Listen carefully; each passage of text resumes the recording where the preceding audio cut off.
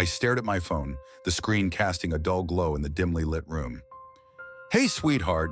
Everyone's staying home because of the snowstorm. Christmas dinner is canceled. Stay safe. Love you."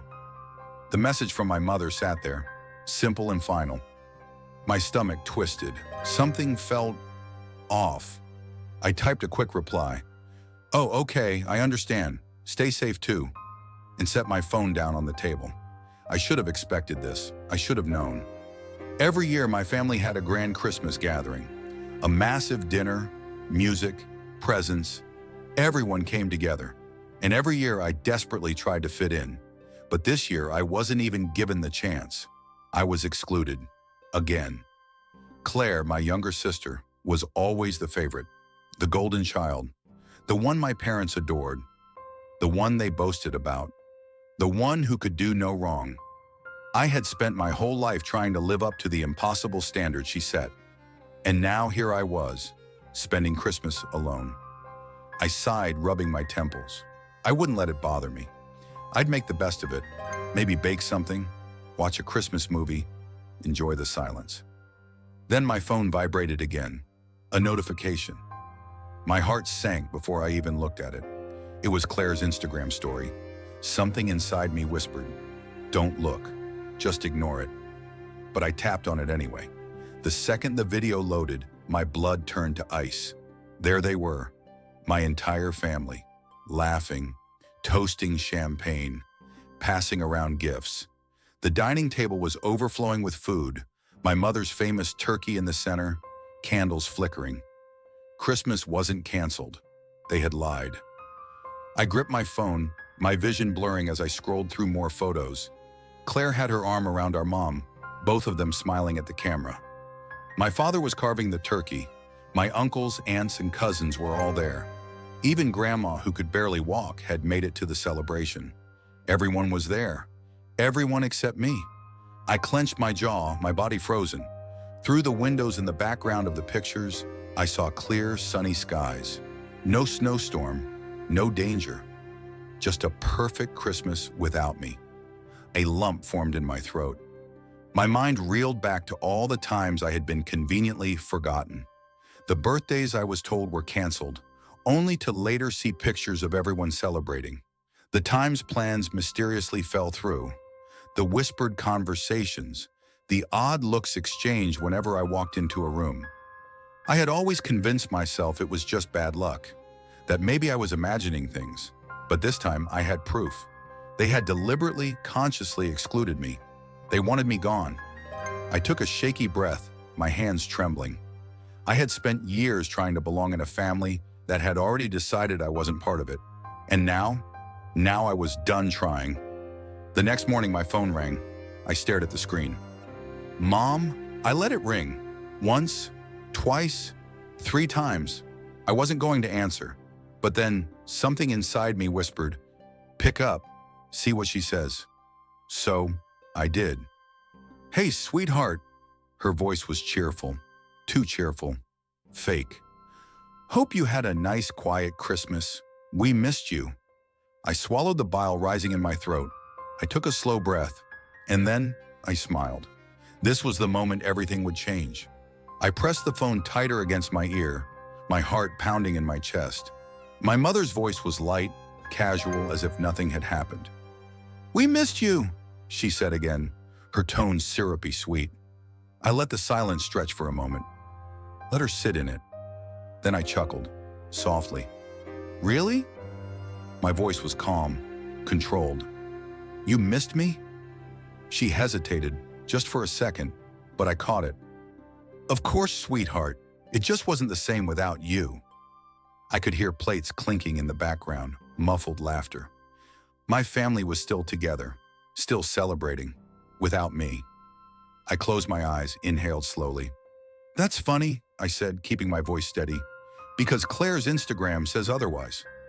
Silence, a long, heavy, guilty silence. Then my mother cleared her throat. "Oh, honey, that wasn't planned. Claire just had a few people over last minute, that's all." I smiled bitterly. Liar. "A few people?" I echoed. "The entire family was there, Mom. Grandma, Uncle Mike, Aunt Lisa, even Dad's co-workers. That's not a few people. That's Christmas. Another silence. Then she sighed. Look, honey, you know how you are at gatherings. Always so quiet. You just sit in the corner looking uncomfortable. We thought maybe you'd be happier spending Christmas the way you like it. Peaceful. The words hit me like a punch to the gut. They had decided for me. They had chosen to exclude me and then twisted it into some sick version of doing me a favor. I let out a breathy laugh. So, instead of asking me, you just lied. You made up a fake snowstorm, pretended Christmas was canceled, and left me sitting alone while you all celebrated? And now you want me to believe it was for my own good? Oh, sweetheart, don't be so dramatic. Don't, I snapped, my voice sharp as a blade. Don't gaslight me. Just tell me the truth for once, Mom. How long have you been doing this? More silence, more hesitation. And then, finally, she sighed. Catherine, you're making this bigger than it is. We love you, but you've always been different. You don't blend well with the family. Claire makes things easy. You don't. There it was, raw, ugly, unapologetic. My entire life, I had been chasing something that was never mine to begin with. I swallowed the lump in my throat. Got it, I said quietly. Thanks for finally being honest with me. Honey, don't be like that. I ended the call, and just like that, the last string holding me to them snapped. For a long moment, I just sat there staring at my phone. My body felt cold. My mind was blank. And then something shifted. I wasn't going to cry. I wasn't going to beg. I was going to make them regret every single time they made me feel like I didn't belong. And this time, I wasn't holding back. I set my phone down, my fingers still trembling, but not with sadness, with clarity. For the first time in my life, I didn't feel confused. I didn't feel like I had to prove myself. I felt free. And that kind of freedom, it was dangerous, because now I had nothing holding me back. No reason to keep pretending. I stood up, walked over to my kitchen, and poured myself a glass of water. My mind was racing, but not in a chaotic way, in a calculating way. If they thought they could erase me from the family, from their perfect life, they were about to find out just how wrong they were. I grabbed my laptop, flipped it open, and started scrolling. I had spent years supporting my family, paying off part of my parents' mortgage when they were struggling, covering Claire's emergency expenses when she was going through one of her many self-inflicted crises, taking time off work to take care of my dad when he was sick, while Claire posted selfies about how she was sending love and light from some overpriced yoga retreat, and not once had they acknowledged it. Not once had they thanked me. It was time to see how well they survived without me. The first move. I opened my banking app and started going through my transactions. The automatic monthly payments I had set up to help my parents with their bills, canceled. The loans I gave Claire that she never even attempted to repay, forgiven? Number forgotten? Never. And then, as I scrolled, I noticed something. A recurring transaction from years ago. A withdrawal I had never made. My stomach tightened. I clicked on it, my heart thudding in my chest. Thousands of dollars, over the years, gone. And the recipient? A bank account in Claire's name. My hands went cold. I clicked back through more records, searching for answers. Where had this money gone? Why had I never noticed it before? Then something even worse appeared. A legal document. One I had signed when I was 18, a power of attorney form. My parents had told me it was for emergencies, that it was just in case they ever needed to make medical decisions for me. I never read the fine print. I should have, because what I had actually signed was a document giving them access to my financial accounts. I let out a slow, shaky breath. The second move, the truth comes out. I needed answers. Real answers. And there was only one person who could give them to me.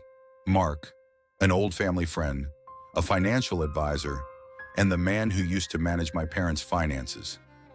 I found his number and pressed call. Catherine, long time no talk. His voice was warm, familiar. Hey, Mark, I have a question. And I need you to be honest with me. Of course. What's wrong? I inhaled deeply. Have my parents ever taken money from me without telling me? The silence that followed told me everything. Catherine, I was hoping you'd never ask me that. My grip on the phone tightened. I didn't know if you knew, he continued carefully. I thought maybe you had agreed to it, but I should have told you. Your grandfather left you something. A lot, actually. I felt the room spin. What do you mean? I mean, he sighed, your parents were supposed to hold it for you until you turned 25. A trust fund, a large one. How large? He hesitated. Then he said it. $300,000. My breath hitched. Catherine, I am so sorry, but it's gone. It was transferred out years ago, and I think you... And while I had been working my ass off, struggling, they had been living off my money. It wasn't just about Christmas anymore. This was theft. This was betrayal on a level I couldn't even comprehend. And now, they were going to pay. I didn't care about their excuses. I didn't care about their lies. They had taken everything from me, but they had forgotten one very important thing. I was an accountant. I knew how to track money. I knew how to build cases, and I knew exactly how to destroy people who committed fraud. The final move, the beginning of the end. I spent the next 12 hours digging, every bank statement, every fraudulent transaction, every single piece of paper that proved what they had done. I had enough evidence to bury them. I wasn't going to confront them. I wasn't going to beg them for answers. I was going to give them one last chance to make things right. So I sent one email to my parents, to Claire, to everyone who had been at that Christmas dinner. Subject, you have 48 hours. And inside, I attached every document, every piece of proof, and at the bottom just one line.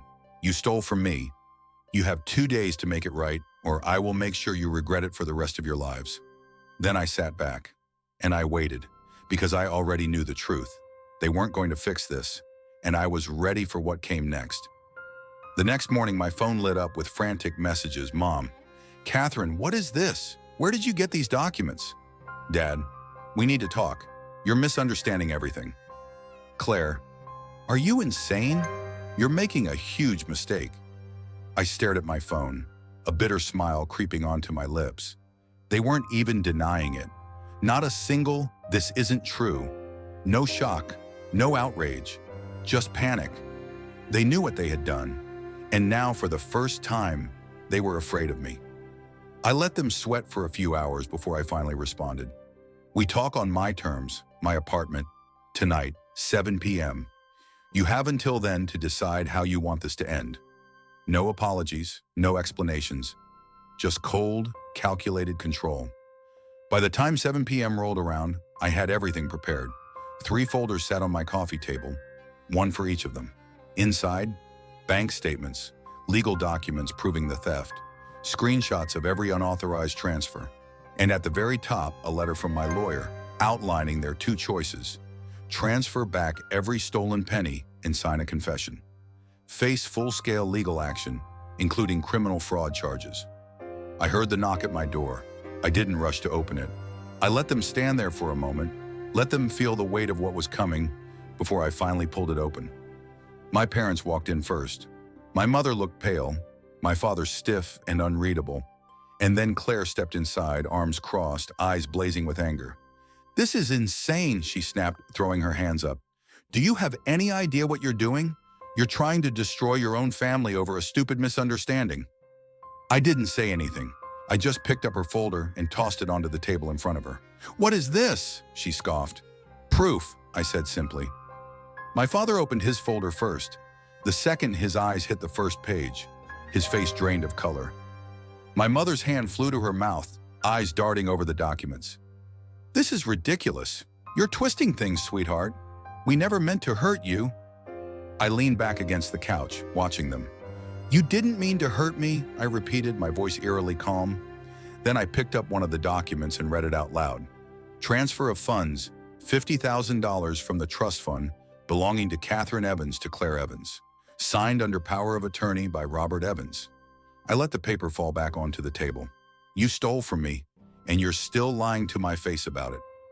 Claire's lips parted, but I wasn't done. I worked my ass off while you lived off my money. I had student loans while you went on vacations. I helped pay off mom and dad's mortgage while they funneled thousands into your life. And the worst part? You all sat there and let me believe I was the problem. You let me believe I was unwanted, that I was difficult, that I was less than you. Claire's expression twisted. I didn't know, okay? She spat. They told me the money was from their savings. I didn't steal from you. Mom and Dad did. I tilted my head. And yet, you never questioned why they were handing you hundreds of thousands of dollars while I was struggling to make ends meet? She fell silent, because we both knew the truth. She knew. Maybe not the details, but she knew. I turned to my parents. You have two choices, I said, my voice even. Fix this, now, or I take this to the police and you lose everything. My father's jaw clenched. This isn't fair, Catherine. We're your family. I let out a breathy laugh. That word means nothing coming from you,